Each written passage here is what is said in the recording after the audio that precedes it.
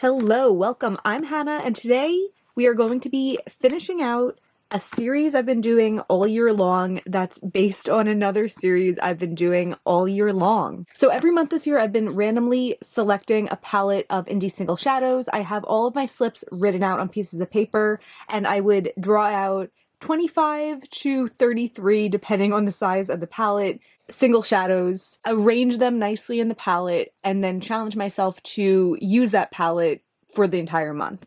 I started doing that series, and then this video is where I check back on my past 4 months of random palettes and see if there's shadows that I want to declutter. I started doing the random selecting eyeshadow because I was so overwhelmed with my collection and I needed a strategic way to ensure that I was cycling through every shadow because that was the only way that I knew I would get rid of as many as I needed to get rid of to understand my collection. But we are at an interesting point now because I feel like I understand my collection. And that kind of snuck up on me, and I want to reflect on that just here at the beginning of the video before we get into the shadows, especially because I don't think there's going to be that many to declutter. There was a point that my collection was littered with dozens of shadows, if not hundreds of shadows, that I had barely ever used, if at all. People combating different issues with their collection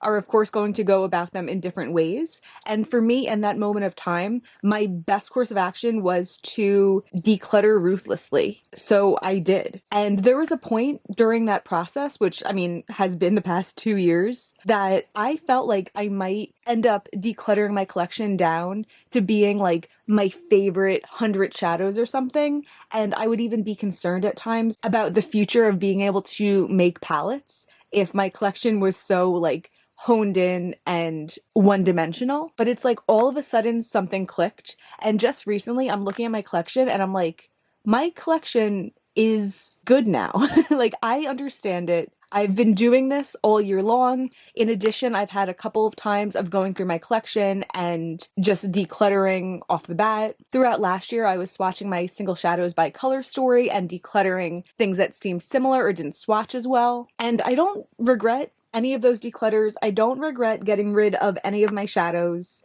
because that's what I needed to do at the time. And now that I've moved on to another stage of my collection of indie single shadows, I have a new approach and I don't feel so claustrophobic. I don't feel like I need to get rid of shadows for the sake of space. I feel like there is space for shadows that I use less. It doesn't bother me that this Luxie shadow is beautiful and I haven't worn it in months because it doesn't feel like, what am I even wearing? It feels like, oh, I've been wearing this. I've been enjoying this. And maybe there's a better way to put that aspect of it into words that I don't have right now. But to say it simply, I don't feel overwhelmed by my collection right now. I feel like it's messy.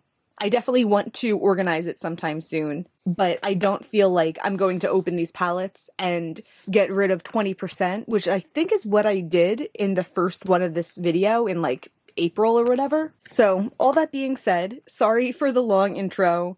Let's look at these shadows and see what I want to do. But if you're here for a ruthless declutter, that's not what this is going to be today. So here is my current palette. This is my December palette.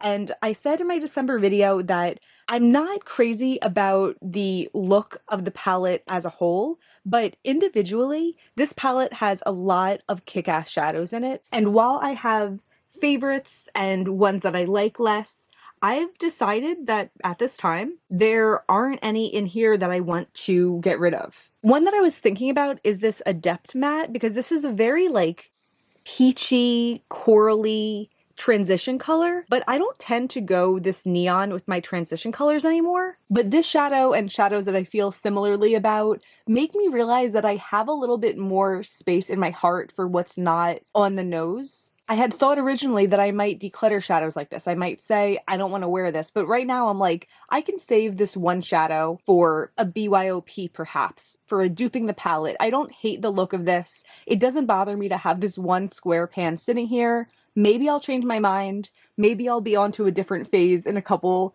weeks or months and I'll say, this old Adept shade, get out of here. But at this moment, it doesn't bother me having it in my collection. Another thought was that Menagerie Lily and Luxie the Rose are both hot pinks, and I was like, maybe I'll want to declutter one of them. Neither of them I wear very much, but I do think they're different. Besides the fact that Lily is a little bit brighter and more cool toned, I would say the Rose has more of like a wet finish. Lily has a little bit more of a metallic finish, and there's space in my heart for both of them. One of my favorite looks that I did, this shadow is Luxie Hot Rod. I had actually pulled Luxie Rosé when I was building this palette. I made a little note in the video when I was editing it, but I pulled this instead of Rosé. It's actually Hot Rod. I really like this shadow. This came out in early 2022, and I've always just thought it was such a pretty neutral. So what I did when I wore it this month is I took a little bit of Ice Blink, which is from Shine by SD in collaboration with Seeking Shifts,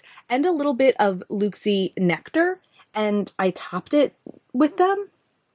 Ice Blink added this like multi-dimensional sparkle. Nectar added a little bit of warmth back, and I just thought the three of them together looked so pretty. The hand swatch isn't doing it justice, but I thought it looked like such a nice, interesting neutral in use. And as I've said, this is the kind of thing that I love about doing random palettes, and I don't know if I would have necessarily tried these three shadows together if I hadn't forced myself to put them in this palette. I also want to give a shout out to Shine by SD Symphony. This is one of their holographic shadows. I had ordered this in September, and I used it, I think, once or twice around the time that I got it, and I was like, I'm not a big fan of like the pressed glitter-esque formula. I think that's a little bit extreme. Like, it does feel more like a pressed glitter than your average shadow. It doesn't feel like a powdery, like a pressed powder, but it's not uncomfortable to wear on the eyes. It's not like sticky and gooey, and it does have a really incredible finish. I wore this, I think, all over my eyes once, and once just on the outer parts of my eyes, and both ways I really liked it. I really like the color, and I want to keep wearing it more. So that is the December palette, Only Survivors. Now here is where I have my November, my October, and my September palette. I was just going through my old footage yesterday to try to put these back together because some shadows have gotten moved out of whack with all of the December videos. The only ones that I couldn't find, and you know, I didn't go to the ends of the earth to try to find them, but it's okay. Kelp from Menagerie, I know I'm keeping. It's a matte green that I used in my look in the stocking stuffer video. And then from the November palette, I had Luxie Angel Wings, which obviously a favorite going to keep. There was one other also I was looking for, and I was like, it's fine, so I'm gonna keep it. I don't remember at this point what shadow that was, but I'm gonna keep it. So I'm looking at the December configuration, and I think this is another month. Actually, there might be one I want to declutter. Let's start over here. I had talked about, in the video where I put this together, not being sure about Luxie Emerald City. This is a very green that kind of leans mint, and overall, when I see it in the pan, it doesn't really excite me. And in the past, when I felt more inclined to declutter, that was the kind of thing that I took into consideration. I'm like, I can't reach into every pan on a daily basis, and if there's something that makes me not grab for it, that could be enough to say, why have this in my collection if I'm not going to grab for it? But I did use it in my eyes, and I liked it, and I do enjoy how it looks within this little color story that it's in. I like it next to this deeper green, which is Big Bang from Terra Moons. I like it near Echidna from Shine by SD with these inner corner shades. I don't know. I can't tell you what it is, but I don't feel like I want to get rid of it anymore. And I could imagine including it in BYOPs in the future because it kind of plays so nicely in its little corner of the palette that it had been in. Luxie Rocky Road is one that I found myself on the fence about.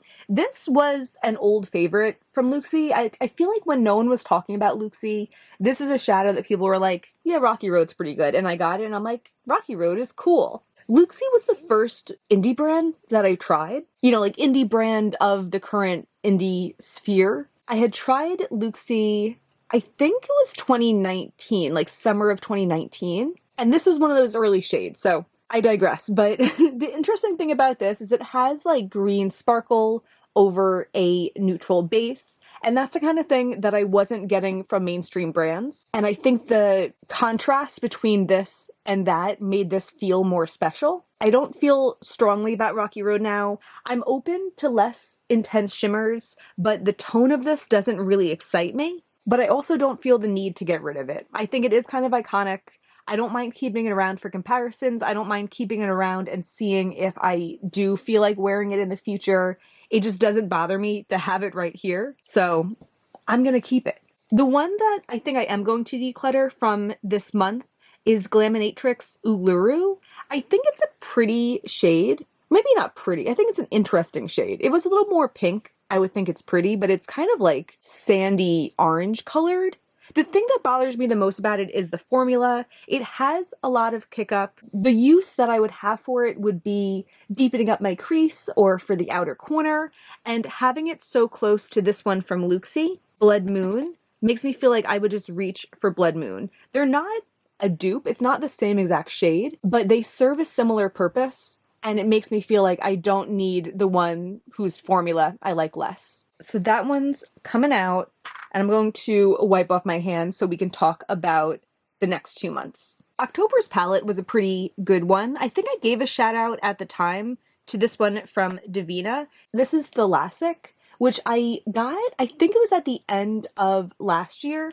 And when I first tried it, I was a little bit disappointed. I wish it was more shimmery. But this year, as my tastes have changed, I've really gotten an appreciation for it. And in fact, swatching it now, I'm like, is this the improved version of Luxie Rocky Road?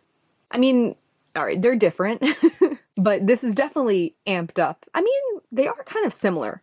Rocky Road still is way more yellowy, but they both have like a similar green shine to them and a neutral base. I was really enjoying Thalassic as like a one and done. And if I was still overwhelmed with my collection, I don't know if I would have pulled this out and given it more chances, but I'm so happy I did.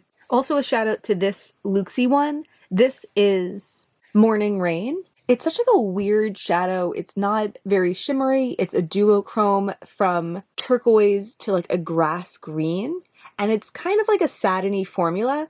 I love using this on my lower lash line. I don't always remember to, but I love using it. This wasn't like a rediscovery because of this month, because of the random drawing, but it's something that I feel like makes the palette look special because I have such fond feelings about it, and it's not every day that I wear it. Maybe I should make a palette of like lower lash line shades. Like I have that for my inner corners, but shades like this get forgotten among the mix of everything. And maybe if I even had like a 9-pan of my favorite lower lash line shades, this would be in there and it would get more use. Ideas. I would say the worst part of this palette was some of the new Luxie shades. This is when I drew shades from like the Luxie Grunge edition. Actually, as I'm filming this, still their most recent release. And although I gave them another chance, disappointing. This one's Ironic.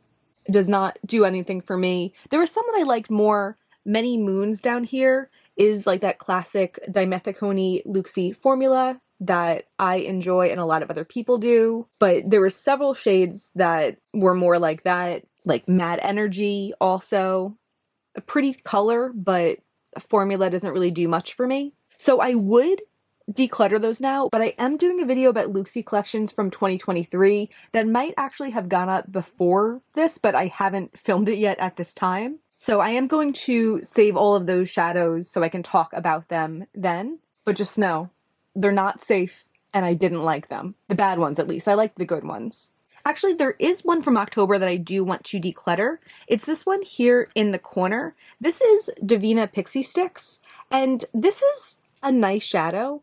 My only complaint about it is that, or not even complaint about it, the only reason I'm decluttering it is because I realized in the most recent month with this sea of beautiful light pinks up here, that doesn't look like much of a sea because I did part the sea. Haha. I have so many beautiful light pinks that I wouldn't want to get rid of. This is Unbelievable or Unexplainable from Shy SD, Glasswing from Luxie, just to name a few. And I just know that on my eyes, I would pick to wear one of those over this, or one of so many other light pinks that I have, that I feel like I just don't need to keep around one that feels a little bit more simple, a little bit less special than all of those other guys. Still a good shadow, but just too many light pinks that I love.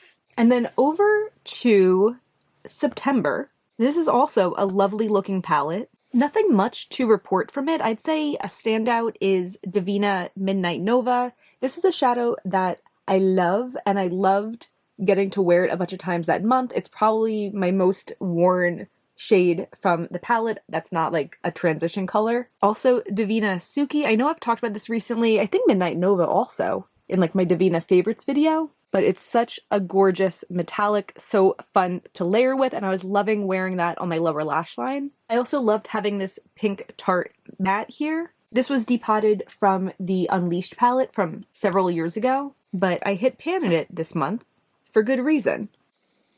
A really lovely pinky transition color, and I think you could probably see it with either one of those and a lot of the shadows here, and this Dandelions one worked well when I didn't want a more pinky transition. And that's all the palettes. 2 declutters. If we count the future Luxie ones, it's going to be more like 6. There was also these other 2 Luxie ones that I had pulled for my December palette, and I was like, I'll just give them another shot before I decide.